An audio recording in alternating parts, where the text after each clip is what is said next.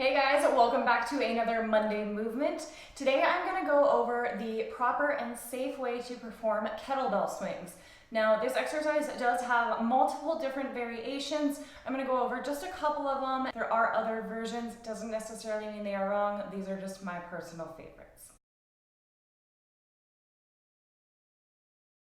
To begin, you'll want to assume an athletic stance with your feet just about shoulder width or a little bit wider than shoulder width apart. You want to keep most of the weight in the heels of your feet. I like to point my toes out just slightly. That little bit of external rotation of the hips helps to activate the glutes, and the kettlebell swing is predominantly a glute and hamstring exercise. You'll want to make sure that you keep a soft bend in your knees and you never let them lock out. You also want to make sure that you are not turning this into a squat and not letting them bend too much. This is primarily a hip hinging motion, and it should come mostly from the hip flexion and extension and not the knee flexion and extension, turning it into a squat. To begin, you'll want to engage your core and make sure your back is neutral.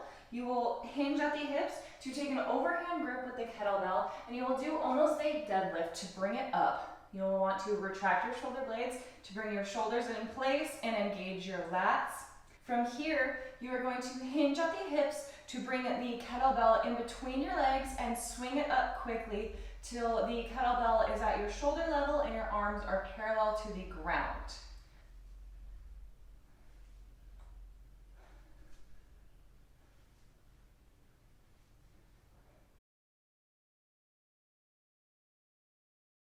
Another variation that is going to target mostly just the glutes and hamstrings is if you were to keep the kettlebell just close to your center of gravity without swinging it up quite as high.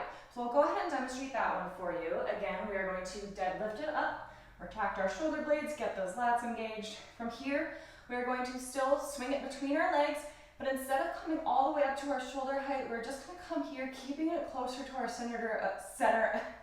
keeping it closer to our center of gravity to really target mostly the glutes.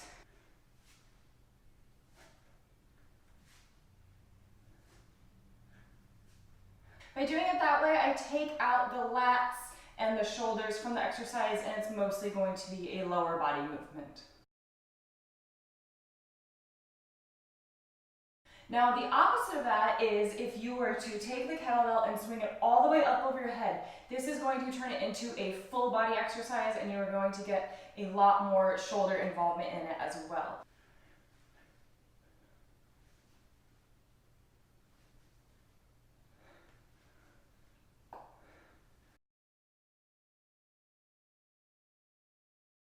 So as you can see, my knees are still bending a bit, but it's not a squat. I am not getting much quad involvement in this. It is predominantly my posterior chain working. It is my hamstrings, my glutes, my erectors, my lats, and if I choose to bring it up overhead, then my shoulders will be involved as well.